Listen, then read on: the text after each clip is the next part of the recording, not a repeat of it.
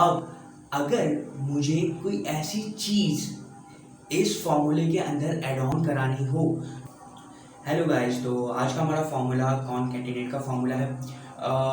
फिर एक और सॉल्यूशन, कॉनकैटिनेट का फॉर्मूला क्यों यूज़ किया जाता है। अक्सर और बेशतर हम लोग देखते हैं कि हमारे पास जो है वो डेटा जब कलेक्ट होता है तो हमारे पास एक फील्ड होती है जिसमें हम लोग नाम लिखते हैं, सेकंड फील्ड होती है जिसमें हम लोग फादर नेम लिखते हैं।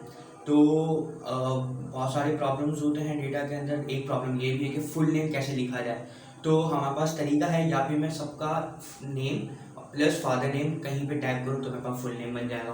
तो इसका जो सॉल्यूशन है वो हमारे पास है कॉनकैटिनेट का, तो हम लोग यूज़ करते हैं।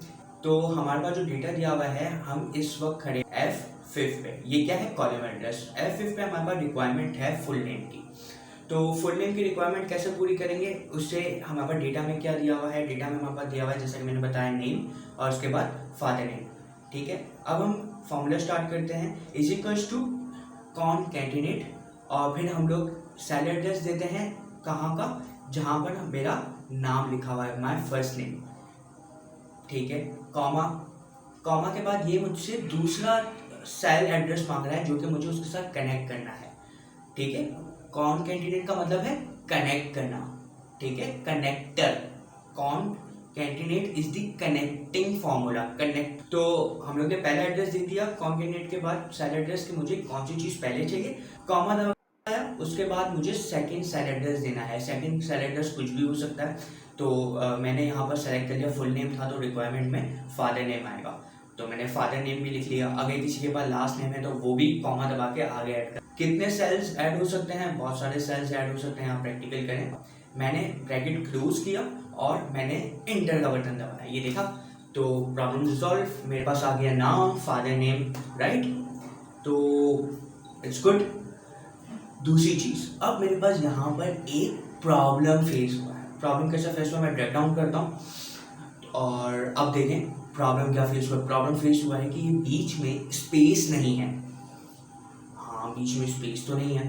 तो अब अगर मुझे कोई ऐसी चीज़ इस फॉर्मूले के अंदर ऐड ऑन करानी हो जो मेरे पास डेटा में गिवन नहीं हो, is equals to concatenate, bracket open, cell address 1, ठीक है, कॉमा। अब मुझे क्या चाहिए था?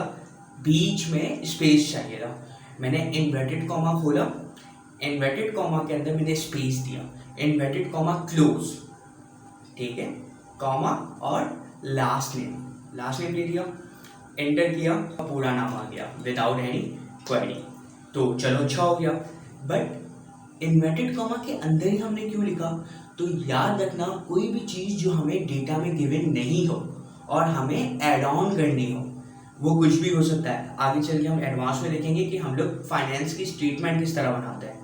ठीक है, तो कुछ भी ऐसी चीज़ जो हमारे डेटा में गिवन नहीं हो वो हम लोग इन्वर्टेड कॉमा के जरिए मेंशन करते हैं, राइट।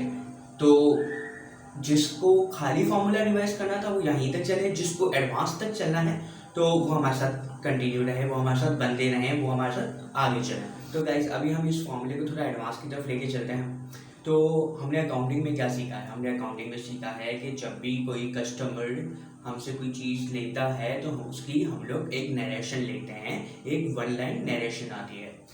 लाइक एज नीचे वाले डेटा की रिक्वायरमेंट देखें, यहाँ पर हमें नरेशन लिखने के, कस्टमर ने इतना अमाउंट का माल लिया है, तो कस्टमर क्या करेगा? कस्टमर हमें पे करेगा। तो मोर और लेस अकाउंट्स में स्टेटमेंट एक जैसी ही होती है। जब हम लोग पे कर रहे हैं तो वी हैव टू पे, और अगर वो हमें दे रहा है या उसे हमें पैसे देने हैं, विल पे रुपीज़। ठीक है, तो मोर और लेस सारी चीज़ें सेम ही होती हैं। हमारे पास कुछ चीज़ों का डिफरेंस होता है, which is amount, which is name. तो इसमें भी हम लोग कॉनकैटिनेट का फॉर्मूला यूज़ कर सकते हैं, इज इक्वल्स टू कॉनकैटिनेट।